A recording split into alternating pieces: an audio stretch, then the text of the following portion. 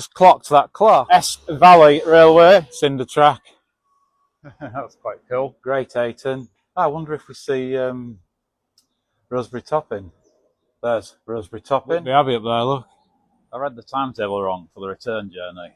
It made me jump at my seat. The transporter bridge while we're here. It is one end of some old building, suspended from that top platform up there. Steps going all the way up. The winding house.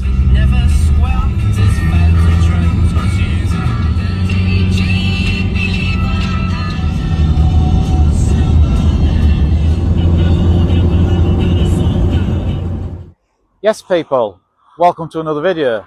If you're new to this channel, I'm Dave from Walks for Us, and today you join me in Whitby. I bagged a free parking spot on a road called Chubb Hill, and today we're going to head down to the railway station. I've just clocked that clock. Spotted in my lingo. There's the Mondeo behind me on the street there, look. Yeah, that clock's cool, and it's the correct time. Yeah, there's an information board there, look. And it does say a bit about the clock up here in this corner.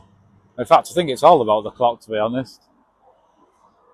The Whitby floral clock was installed thanks to a grant from the Heritage Lottery Fund and the generosity of those mentioned here.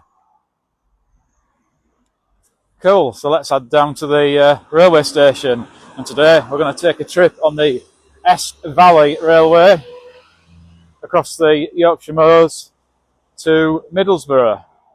Yeah guys, while I'm in Whitby, I thought I would show you the Whitby end of the cinder track. Yeah, that's a disused railway line that goes all the way to Scarborough. You can walk it or go on your bike.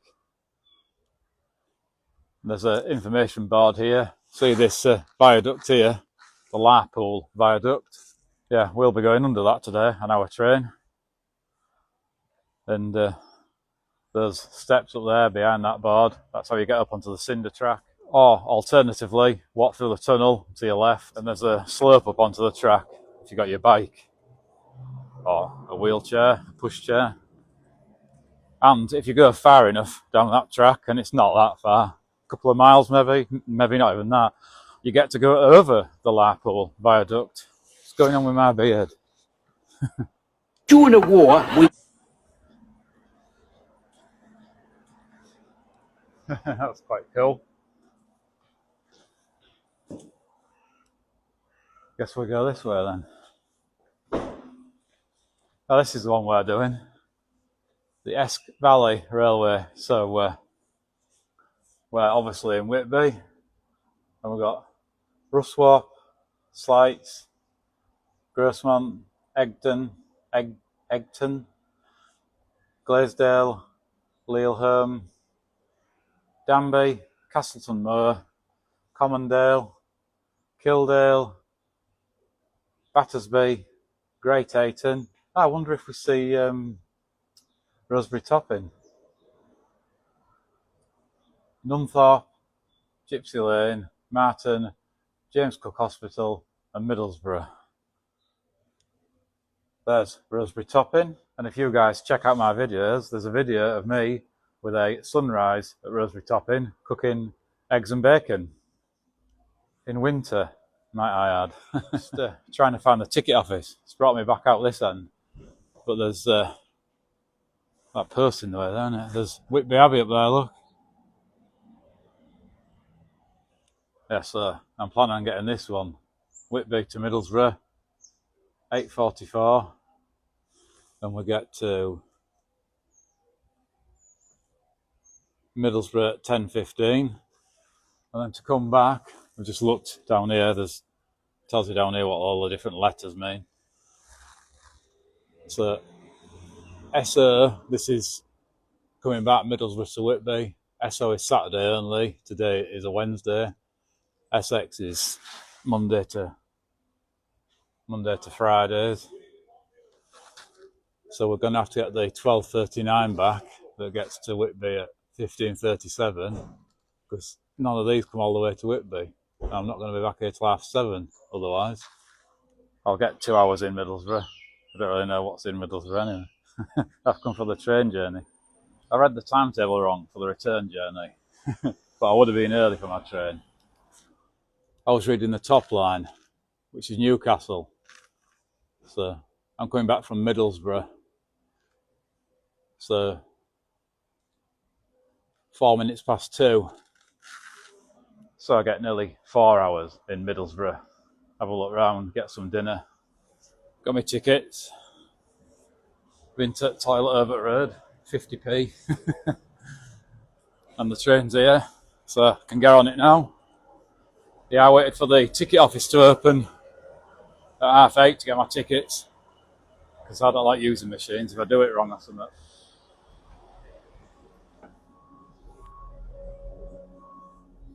So guys, we're on the train now. Time for you guys to cue the music.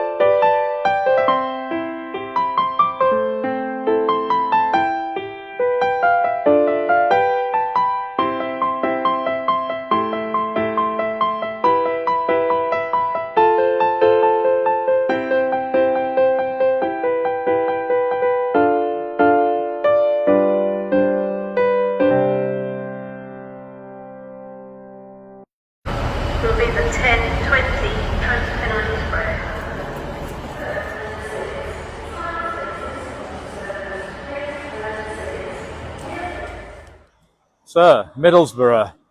Don't know if I'm going to be too hot with my coat and my hoodie on. I'll put my hoodie in my bag if I am. There's a anchor there. No, not a wanker, an anchor.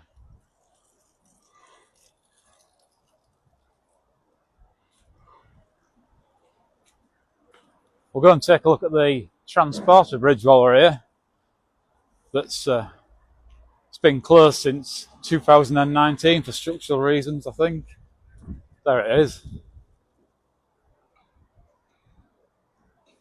So guys, the transporter bridge is a historic landmark on the River Tees that supports a gondola and carries vehicles and pedestrians, although it won't be carrying any vehicles or pedestrians at the moment. It opened in 1911 and it's the world's longest working transporter bridge. Wondered what that was then, the horse. But it's not a working bridge at the moment. It's not working, is it, John? There's a couple of horses there, look. There's one. There's the other one. Hey, it just made me jump on my skin. I shit myself. There's 3 horses. There's another one there. Aeroplane. Centre of the screen. Well, I'm no bridge expert, but I'm assuming there's parts missing. No idea what this is down here. It looks like one end of some old building. There's only the one wall. Oh, there you go, guys. Vulcan Street Wall. This section of wall is all that remains of the Cleveland Salt Works. In the 19th century, Vulcan Street was home to a number of the town's other leading firms, including Bolco, Bergens, First Ironworks, and the Middlesbrough Pottery. Yeah, I'm obviously right next to the road, so there's a bit of traffic noise. And you all know by now, especially if you're watching my videos, that I'm absolutely rubbish at pronouncing certain words.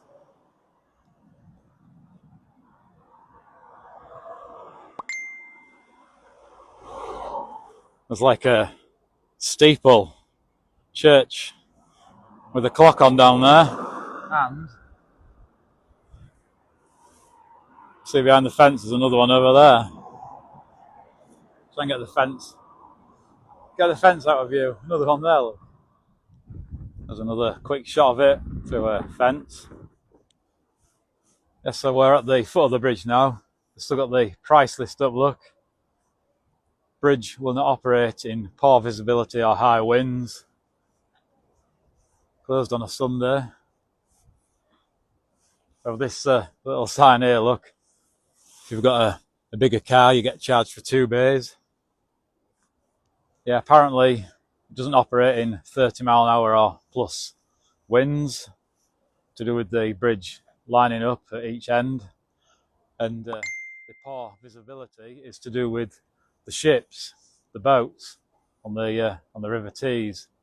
There's a marker so far each end of the river, and if you can't see the marker, then they won't know if there's going to be any ships or boats coming, which would crash into the gondola.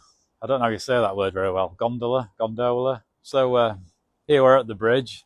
If I put the camera over the top, right, this one here is where the pedestrians went in. There's another one at the other side. And the centre platform there is where the cars went on. Now all the suspension cables are missing. I'm presuming, you see those holes in the roof of the mesh there. I'm presuming there's a few of those. Don't know while the camera's picking up. There's 3, 6, 9. There's about 15 of those holes on each side. So I'm presuming the cables went through there. So it was suspended from that top platform up there. And there was some rails up there that it ran on. And you see in the centre, right up there, the centre, the thicker rail.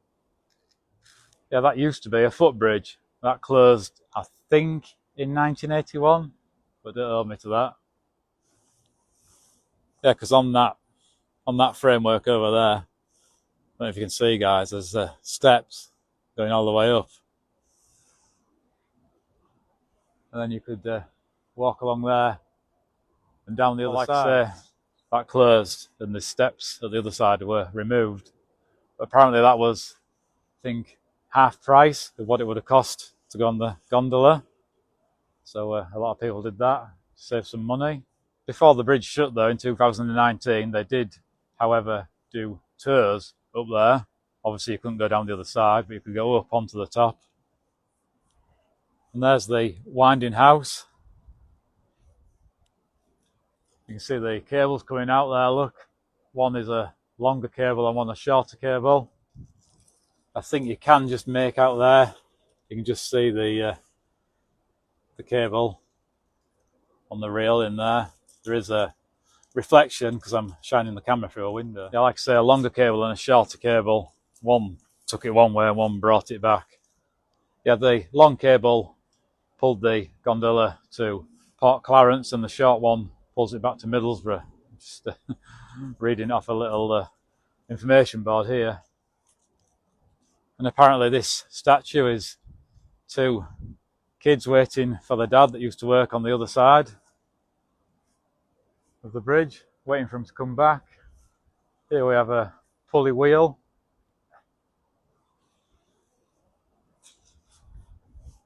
There is a visitor centre in there. There's some photos and some videos that you can watch. And then here we have the bridge master's cottage. I have another clock up there, look. It's stopped working. So guys, as well as my train journey on the Esk Valley line, a little bit of something interesting here in Middlesbrough. I for one would definitely come and revisit if they do get it up and running again. Apparently there's another transporter bridge in Wales that they're renovating at the moment. I think there's about 6 worldwide. I don't know, I'm not sure on that. So as you can see, I'm back in Whitby now. I just thought I'd tell you a little bit more about this disused line just before I end the video. I'll just quickly go up here, up onto the top. As you can see, it's a dead end here now. I'm right on top of that tunnel where it said cinder track. So somewhere around this area used to be West Cliff. Now I think there was a station at West Cliff. Yeah, I'm no train fanatic or train purist, but yeah, somewhere in this area was West Cliff, and then down that way, so behind me that way was Prospect Hill, and also down that way is where the viaduct is, the Larpool Viaduct, which we went under, but this line would go over. So that way goes to Scarborough, like via Robin Hood's Bay and all that, Ravenscar. And the other way, so behind me now, where the dead end is, that was the Loftus line, and that actually went all the way to Middlesbrough, where we've been today, but obviously separate line. It goes or went through Sands End and that. You can get on little parts of the old railway line there. Some of it's missing, some of the viaducts are missing. There is a couple of old tunnels that you can get to the portals along the Cleveland Way. Yeah, and like I say, I'm not 100% sure, I'm no train purist or like that, but I think that way, that goes over the viaduct, the Prospect Hill bit bears off and looped back round under the Larpool Viaduct, and I think it connected to Whitby station, which we've been to today. I also think that some people walked from station here to the station in town if they needed to get a different train. I don't know.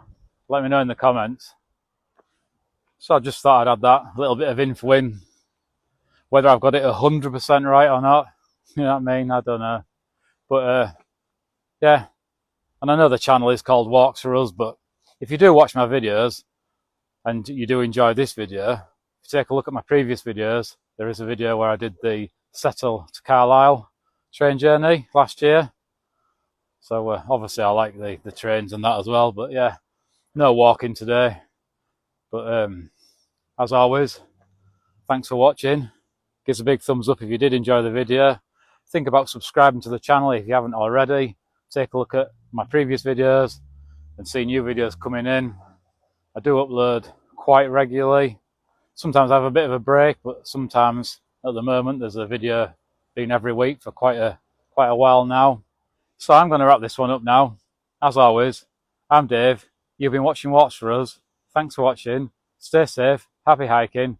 Till the next one in a bit.